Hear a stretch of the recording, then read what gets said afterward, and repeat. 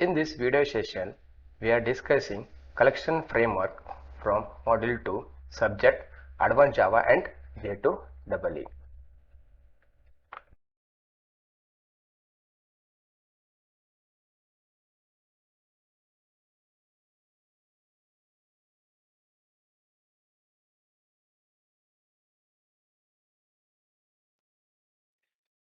Next interface is an set interface. The set interface which extends the collection interface. A set is a collection that cannot contain duplicate elements. It models the mathematical set abstraction. The set interface contains only methods inherited from the collections and adds the restriction that duplicate elements are prohibited. Means the set interface does not have its own methods. What are the methods are available in a collection interface? The same methods will be used in a set interface method. Set also add a strong construct on behavior of the equals method and hash code method operation, allowing set instance to be compared meaningfully even if their implementation types differ. The declaration of set interface is given as public interface set and generic type, where generic type can be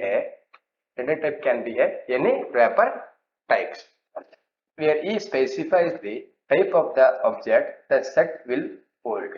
We'll see the difference method which are available in the set interface. Means what are the methods are available in the collection? The same methods are also available in the set interface, because the set interface does not have its own properties or does not have its own methods. In details, we will see what are the methods available in the set interface.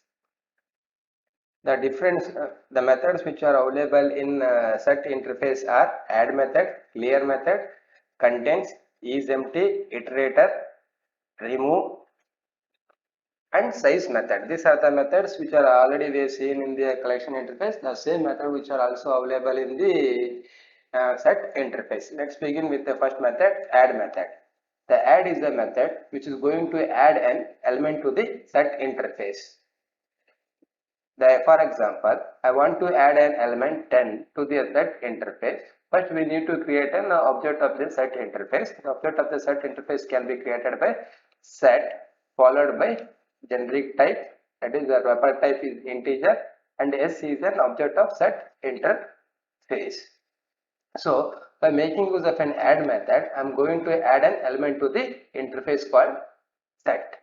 So S is an object of set interface. Then through the object, I am going to call an add method which is going to add an element 10 to the set interface method. Next method is clear. The clear is a method which removes all the elements which are available in the set interface, or it is going to remove all the object from the set interface. For example, I added the element 10 to the set interface. Now I want to remove those elements from the set interface. Then I will make use of a clear method, that is s dot clear. Now this method is going to remove all the elements which are available in the set interface. Next method is contains method. The contains method is going to return a true if the element is within the set interface. Otherwise, the method is going to return a false. Means the main job of the contains method is to check whether the key element is available in the set interface or not. If the key element is available in the set interface, then method is going to return a true. Otherwise, the method is going to return a false. For example, we have already created a set interface. Assume that we added the element 10, 20 and 30 by making use of an add method. Then I need to check out whether the key element 20 is available in the set interface or not. So the content method is going to check the element is available in the set interface or not. If it is available, the method is going to return a true. So 20 is available in the set interface, so method is going to return a true. Take another example. I want to check out whether the 40 is available in the set interface or not. Now 40 is going to be checked in the set interface. Yes. Now within that there is only 10, 20 and 30. The 40 is not available. So this method is going to return a false. The job of content is used to check the key element is available in the given interface or not. If it is there, the method is going to return a true. Otherwise, the method is going to return a false. Next method is empty. The method is going to check out whether the interface is an empty or not. If interface is an empty, then the method is going to return a true. Otherwise, the method is going to return a false. Assume I have removed all the elements by making use of a clear method. Once I clear that, the elements which are available in the set interface has been removed out. Now, if I am trying to use s.isEmpty, then this method is going to return a true because no elements are available in the set interface. If the elements are available, the method is going to return a false. So, iterator is a method. Iterator returns an iterator object for the collections which may be used to retrieve an object. So whenever the iterator concepts are being used, whenever you're going to perform an operation or like for each for loop, in that concept we are making the same concept, the iterator is going to be performed. It is going to always point to the first element of the set interface. The process is going to be repeated till the set interface is reached to the end. Same way as in for each. Next method is remove. The remove is a method which is going to remove the specified element to the from the interface. If the element is removed, the method is going to return a true. Otherwise, the method is going to return a false. For example, I have an interface set with an object S with a 3 element 10, 20 and 30. Now I want to remove a 10. Then I am passing a 10 to the method remove. Then it is going to check out in the interface. Yes, it is the interface, set interface. If it is there, then 10 is going to be get removed out. Likewise, if the given element is not available in the interface, well, the method is going to return a false. Next method is size. Size is a method which is going to return the number of elements available in the collection, number of elements available in the set interface or in a given collection set. So if you take an example of this one, the 3 elements are there, then the method is going to return a size is 3. Size is 3. These are the different methods which are available in the set interface. Let us see one simple example for by making use of an set interface. So here the set interface object has been created and its generic type is a string. So we are going to add the elements of type string, and we have made use of a class cast exception. To our class cast exception, we are making use of compatible class for the set interface is hash set. So if this class is not compatible to their set interface, then I'm going to get a class cast exception. So we need to identify appropriate classes which are being used for the interfaces in order to avoid the exception called class cast exception. Now I want to add an element. So by making use of an add method, I have added the element A, D and C have been added to the set interface. Then I want just we are going to printing the element S. So elements in the collections are D, C, A. These are the elements which are been stored. Okay. Next method is size. The size is a method which is going to return how many elements which are available in the set interface. That is 3 elements are there. So we got the result as 3. Here what we are doing, here we are copying the content from one set interface to the another set interface. For that we are making use of an add all method. So S1 is another set interface, and from the value from the S has been copied to the S1.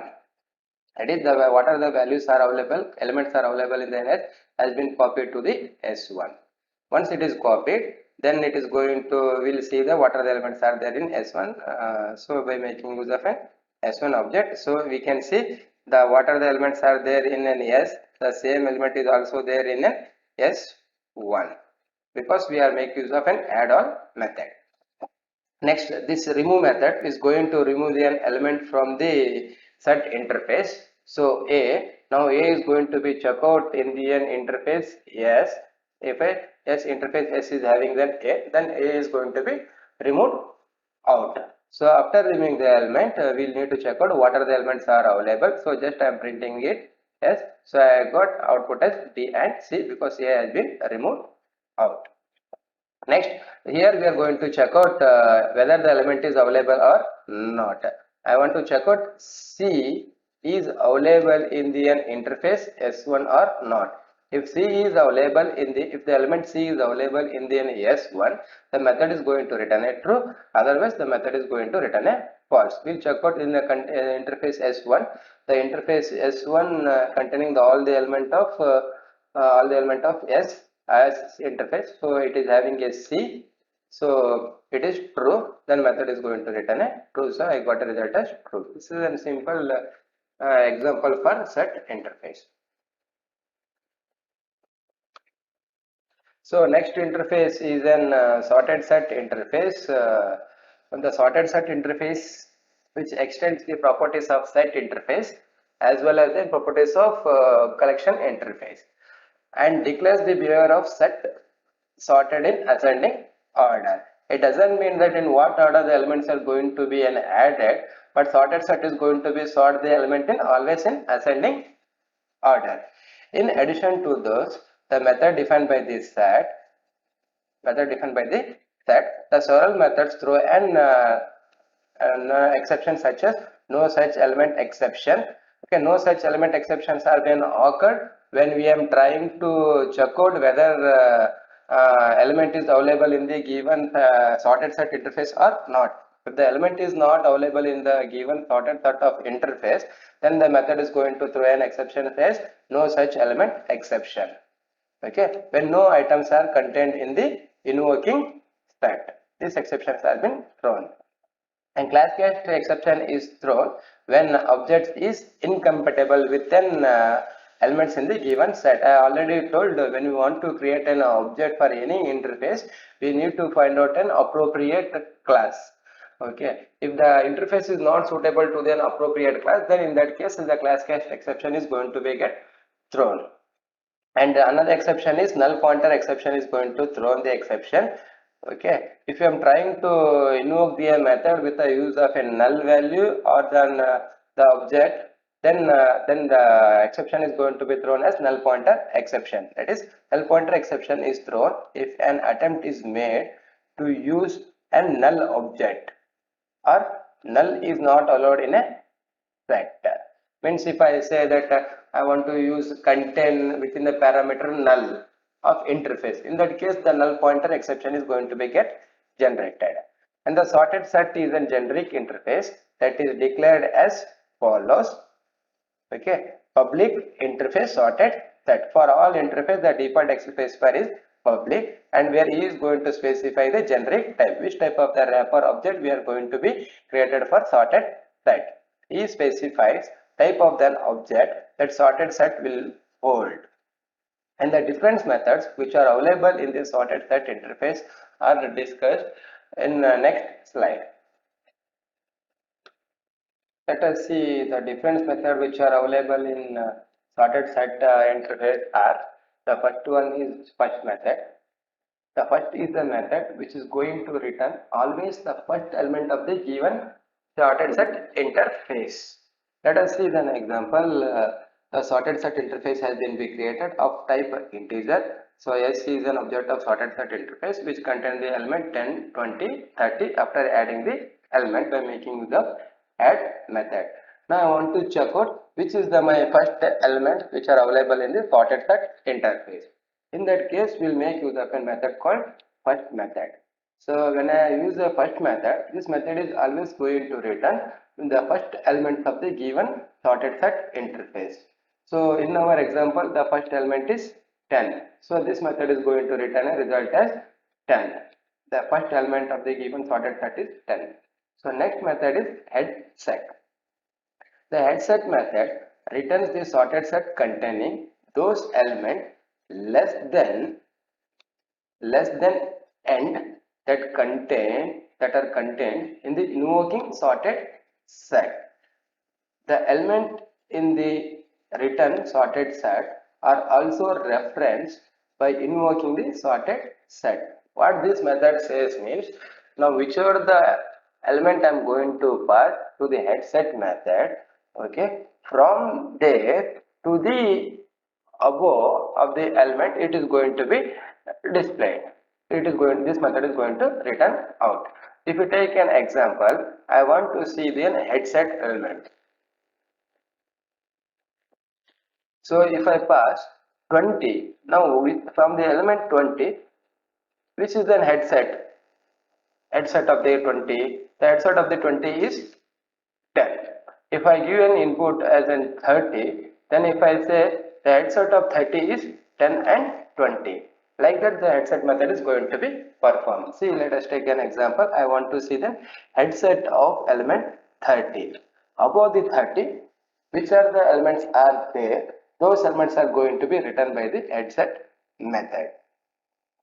For this example, I will get the output as 10 and 20. Next method is last method. The last is a method which is going to return the last elements of the given set, a given sorted set interface. That returns the last elements in the invoking the sorted set interface. Take an example, the sorted set which is having the three elements 10, 20 and 30. By seeing this, I can directly tell that the 30 will be my last element. We'll see when I use s dot last, definitely I will get the result as 30 because 30 is the last element of the given sorted set. Next method is subset.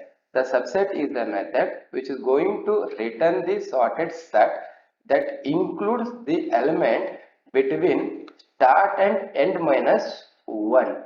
Means the subset is always going to return the element in between the starting position till the end minus 1 position. What are the values will become, those values are going to be returned the method by subset. The element in the returned collections are also referenced by invoking the object. Now if I take an example, the sorted set which is having 10, 20 and 30. Now I want to display the elements between starting position to the end minus 1 position. Means if I give start position is 10 and end position is 30, then it is going to display result as 10 and 20. This is my result, starting and end position of 10 and 30. The output will be 10 and 20. This is the method which is going to return the element. The tail set. The tail set is a method which is going to return the element which is greater than or equal to the start that are contained in the sorted set interface. Means if I specified here 30, then the tail set method is going to display the past starting position value to till end the value of the sorted set interface. This is the use of tail set method. Take an example, we have 10, 20, 30 and 40. If I pass the tail set as 20, then from the 20 the remaining elements are all tail set of the given sorted set. So I should get the value including 20 to the rest all other elements of sorted set interface. So for this example, I will get the result as 20, 30 and 40. So especially these methods are being used whenever you are going to perform any operation. Okay, instead of writing the sorting code, we can make use of an predefined APIs which are available in a collections. When I use a sorted set interface, so automatically the elements which are going to be sorted in ascending order.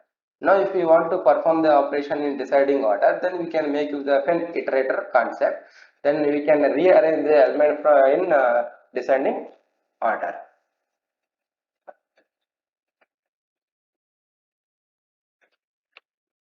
Let us look one simple example by making use of a sorted set interface. So here we have created a sorted set interface of type string, and S is an object of sorted set interface, and we need to allocate the A class. So for the appropriate class for the sorted set is tree set. Instead of using a tree set, if I am using an array list class here, then definitely it is going to throw an class cast exception, because that class is not compatible with an sorted set interface. So for sorted set interface, the compatible class is a tree set or as set I can make use for sorted set interface or set interface. Now by using an add method, I am going to adding the values to the sorted set. See here, I added first A, then D, then C. But by seeing the values what we added to the sorted set interface, but those are not in proper order. After adding the element, what the sorted set interface will do means it is going to sort the elements, given elements A, D, C in ascending order. That is the job of sorted set interface. After adding element, if I print an S, then definitely I will get the elements in ascending order. We can see the result.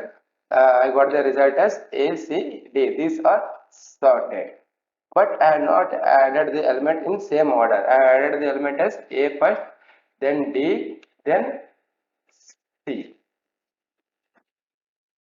Then size method. The size is a method which is going to return the number of elements which are available in a sorted set, that is 3. So I got the result as 3.